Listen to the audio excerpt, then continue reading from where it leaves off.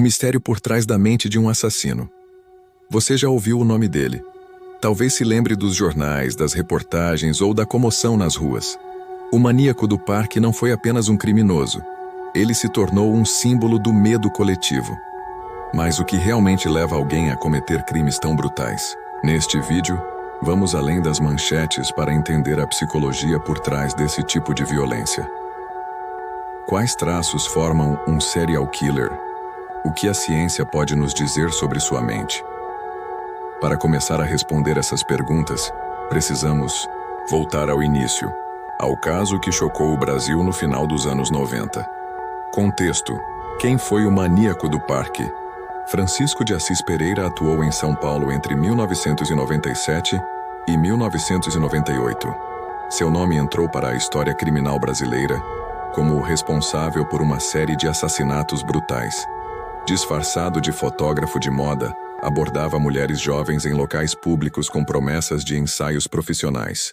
Após conquistar a confiança das vítimas, levava-as ao Parque do Estado, na zona sul da capital, onde cometia os crimes. Foram encontrados 7 corpos, mas estima-se que o número real de vítimas seja maior. A forma como manipulava e atraía suas vítimas chocou a opinião pública, criando pânico social e provocando uma caçada policial intensa. A cobertura midiática sensacionalista transformou Francisco em uma figura quase mítica, o monstro do parque. Mas por trás do apelido havia um ser humano real, com um histórico de vida, comportamentos e padrões que merecem ser analisados sob uma lente mais profunda, a da psicologia criminal. Perfil psicológico de um serial killer. Serial killers costumam exibir um conjunto específico de características psicológicas e comportamentais que os distinguem de outros criminosos. Eles não matam por impulso ou necessidade imediata, mas por padrões repetitivos, geralmente envolvendo prazer, controle ou fantasia. A literatura criminal aponta traços recorrentes: ausência de empatia, manipulação, frieza emocional, narcisismo elevado e forte capacidade de dissimulação. Francisco de Assis Pereira se encaixava em muitos desses aspectos. Com fala mansa e postura educada, ele mascarava uma mente calculista e predatória. Casos como o dele frequentemente envolvem transtornos de personalidade, como o transtorno antissocial associado à psicopatia. Ferramentas como a escala de Harry, um teste clínico que mede traços psicopáticos, ajudam a identificar esses perfis. A frieza com que descreveu seus crimes e a ausência de remorso reforçam indícios clínicos de desvio severo. No entanto, esse tipo de comportamento raramente surge do nada. Por trás do perfil, há uma história, muitas vezes marcada por traumas, negligência e distorções emocionais, desde os primeiros anos de vida. Traumas e fatores de infância. Muitos estudos em psicologia criminal apontam para a infância como um período decisivo na formação de traços violentos. Em diversos casos, serial killers compartilham experiências traumáticas precoces.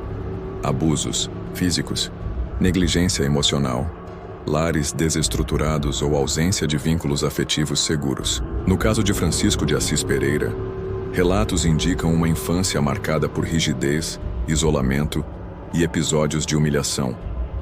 A construção da personalidade começa cedo, e a falta de modelos saudáveis de empatia ou limites pode distorcer a percepção de afeto e poder. Há ainda padrões que se repetem em perfis de criminosos. A chamada tríade de MacDonald, enurese noturna persistente, crueldade com animais e comportamento incendiário na infância, aparecem em diversos estudos como possível indicativo de desvios futuros. Esses fatores isoladamente não definem um destino, mas combinados e não tratados, podem pavimentar o caminho para padrões de comportamento destrutivos. Para entender o que motiva alguém como Francisco, precisamos agora olhar para as forças internas que alimentam seus impulsos, motivações de serial killers. A motivação de um serial killer vai muito além de impulsos momentâneos ou desejos simples.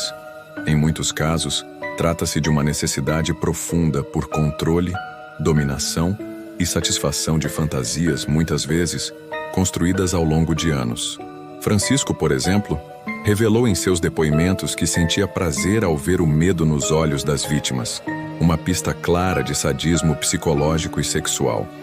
Esses crimes são geralmente meticulosamente planejados, não apenas como uma ação violenta, mas como a realização de uma narrativa interna. O ato de matar, para esses indivíduos, está conectado a uma busca por identidade, poder absoluto e a reafirmação de sua superioridade. Fantasias recorrentes, frequentemente de natureza sexual, alimentam e reforçam esse ciclo. É importante entender que essas motivações não surgem do nada. Elas se enraizam em padrões de pensamento e funcionamento cerebral bastante específicos. Para compreender melhor esses mecanismos, precisamos agora abrir espaço para o papel da neurociência. O papel do cérebro, fatores biológicos e neurológicos. A ciência tem avançado no entendimento do cérebro de criminosos violentos, e os resultados são intrigantes. Estudos de neuroimagem mostram que serial killers frequentemente apresentam alterações em áreas ligadas ao controle emocional e tomada de decisões, como o córtex pré-frontal e a amígdala. Essas regiões, quando disfuncionais, podem diminuir a capacidade de sentir empatia, inibir impulsos e avaliar consequências morais. Em alguns casos, traumas cranianos também foram associados a mudanças comportamentais severas. Mas é importante destacar: uma predisposição neurológica não equivale a um destino inevitável. Biologia e ambiente interagem o tempo todo. O cérebro pode ser vulnerável, mas o contexto social em que a pessoa está inserida também desempenha um papel decisivo, seja como gatilho, reforço ou barreira para comportamentos extremos. O impacto do meio social. Nenhum indivíduo se forma no vácuo. O ambiente em que crescemos influencia diretamente nosso comportamento, valores e respostas emocionais. Em contextos de violência urbana, desigualdade, abandono familiar e exclusão social, é mais provável o surgimento de comportamentos desviantes, especialmente quando não há suporte psicológico ou educacional. No caso de Francisco, havia relatos de isolamento, dificuldade de socialização e baixa autoestima. Fatores como masculinidade tóxica, objetificação do corpo feminino e desvalorização da saúde mental também contribuem para normalizar atitudes agressivas e desumanizadoras. O meio social pode não criar um assassino em série por si só, mas pode servir como combustível para distorções já presentes. E quando o crime explode, é a mídia que molda a imagem pública do agressor. O olhar da mídia, crime ou espetáculo. A cobertura do caso do maníaco do parque foi intensa e, por vezes, sensacionalista. Manchetes impactantes, fotos das vítimas e reconstituições gráficas transformaram o criminoso em uma figura quase cinematográfica.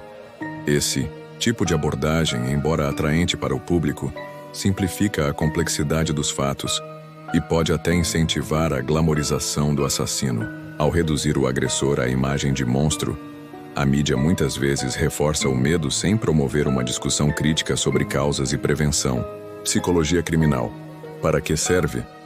A psicologia criminal vai muito além de traçar perfis.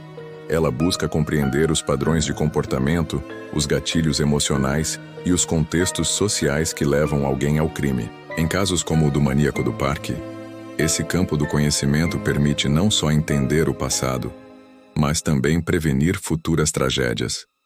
Ela colabora com investigações, decisões judiciais, políticas públicas e, principalmente, com a construção de respostas mais humanas e eficazes à violência. Compreender não é justificar, é criar caminhos para transformar. E é justamente sobre transformação e reflexão que nos leva ao último capítulo.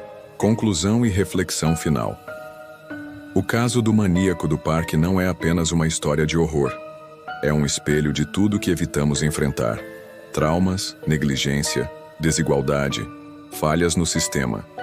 Ao explorarmos o que está por trás de um assassino, não buscamos desculpas, mas compreensão. Entender é o primeiro passo para prevenir. Cada vítima tem um nome, uma história, uma ausência que dói. Honrá-las exige ir além do medo e do julgamento fácil. Que esse vídeo sirva como convite à empatia, ao pensamento crítico e à ação. Porque segurança se constrói com consciência e não com espetáculos. Se você gostou dessa história, desse lembrete dos riscos à nossa volta e quer conhecer mais desse tipo de assunto, deixe seu like e siga nosso canal. Até a próxima em Crimes e Mistérios.